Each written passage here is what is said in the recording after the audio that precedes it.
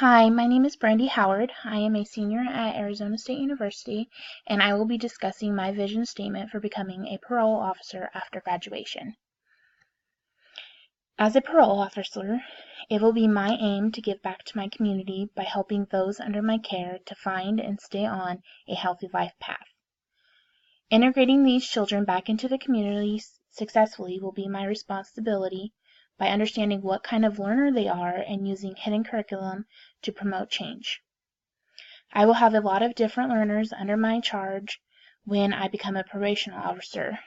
All of my charges are going to be vastly different, from having different criminal charges, race, gender, nationality, and religion. While reading through course materials, Thompson states, in the last decade, record numbers of immigration, both legal and illegal, have fueled the greatest growth in public schools since the baby boom. Because of this influx of students, especially those that are coming out of the justice system, it will be important to know how to teach each student, as they will all have different ways of processing and retaining information. The use of hidden curriculum will be a tool that I, as a parole officer, will be able to utilize to help those students succeed. The community will be a way to implement hidden curriculum, as community opinion and support can mean the progress a juvenile delinquent has, whether negatively or positively. Community programs where juveniles have most of their community service can be a hidden educator, as they are in league with the criminal system to keep track of the youths that come to them. The use of the environment will play a large part in utilizing hidden curriculum, as I will endeavor to create stress-free environments by meeting outdoors and meeting for lunch, and being able to talk freely in a no-judgment space. Space, place, and environment play a key part in the success of a child's growth and development. Creating a safe and positive office environment where those under my care can come for safety, non-judgment, or prosecution will be my aim when I become a parole officer.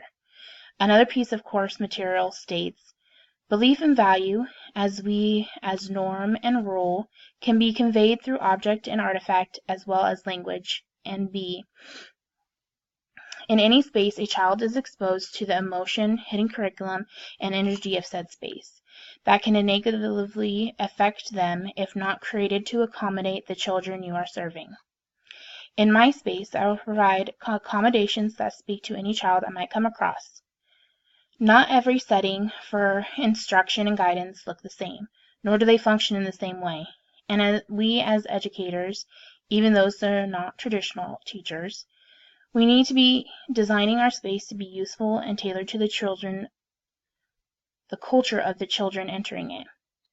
Because I will be working with the youth, I will have objects in and around me, such as positive posters on walls, couches that create a welcoming environment, or even a refrigerator that can provide sustenance for those of my children that do not get regular meals. All of this creates a space where one of my parolees can come and know they are safe and welcome.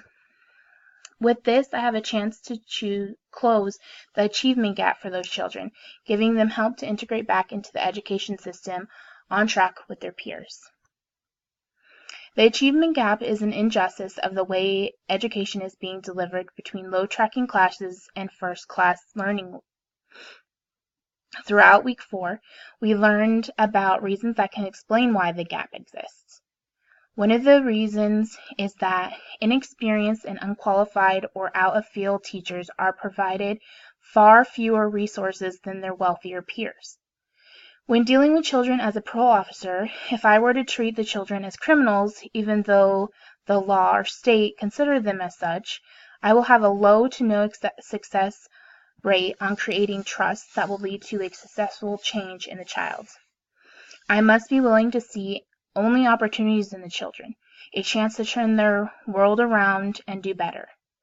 Another reason that is suggested is that these differences are easily ignored when organizations work independently on isolated initiatives. Yet these differences splinter in efforts and undermine the impact of the field as a whole. It is important to know where a child stands in any aspect of life after coming out of the justice system. This will help a parole officer know where to begin the help of getting the child onto a safe and healthy life path, as well as bringing the whole department of parole officers together as we lean on each other to find a way to create those healthy habits and get these children back onto their life path. As we look at achievement gaps, a parole officer must be aware of cultures becoming a disability for these children, which could also be a contributing factor to that gap. In week 5, text material spoke about cultural disability as the existence of a disability culture is a relatively new and contested idea. Not surprising, perhaps, for a group that has been described with terms like invalid, impaired, limited, crippled, and so forth. As a parole officer, it has to be my responsibility to approach cultural disability with the knowledge that no one can be seen as invalid because their background has a special social structure that is based on the actions they exhibit.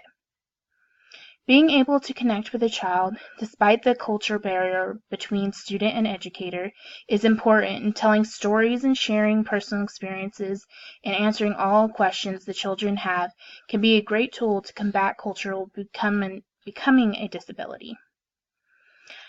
With probationary officers, we need to be able to connect to the child, to create trust and safety, and open and honest dialogue can be a key tool to help combat the conflict and interruption in learning. Failure is another reason for a disconnect between culture and learning environments.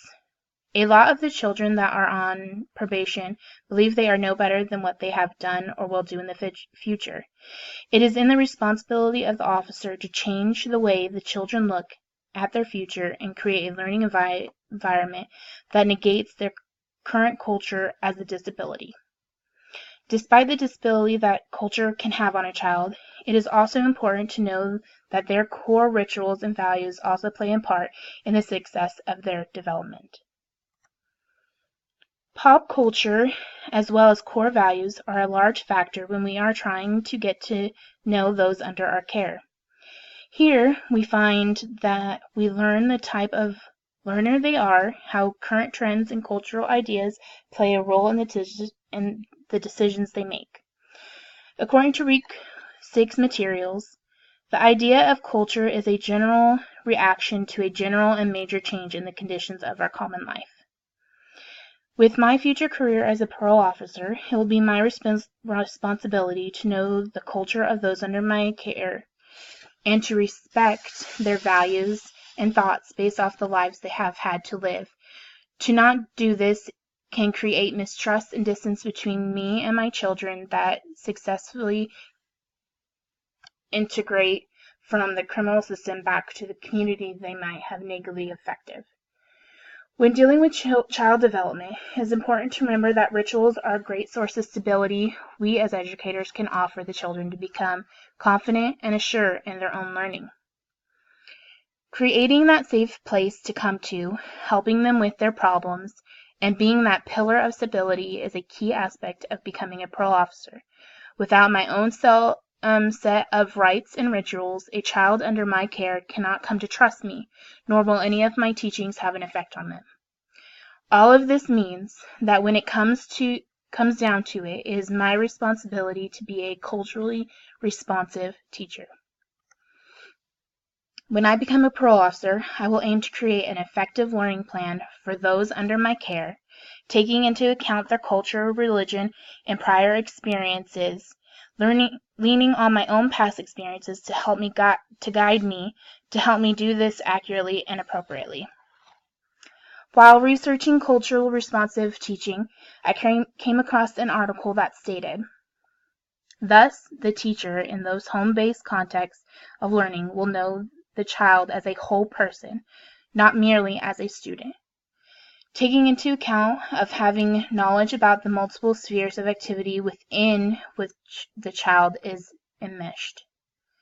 For a parole officer, this concept is especially important because we are dealing with children from all different kinds of backgrounds, communities, committing similar crimes and needing to get back on track.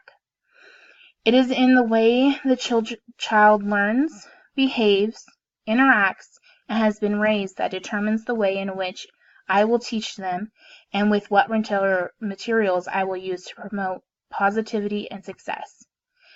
Being a part of a culture such as the children, it is important to realize that a member of the probationary force, it means that I will be dedicated to help those troubled, and with knowing this, understanding that we are here to help a child to understand themselves better and get back on a healthy path. This is how I can be a better culture-responsive teacher, which means I have the highest chances of making a difference in the lives that are entrusted to me as a parole officer.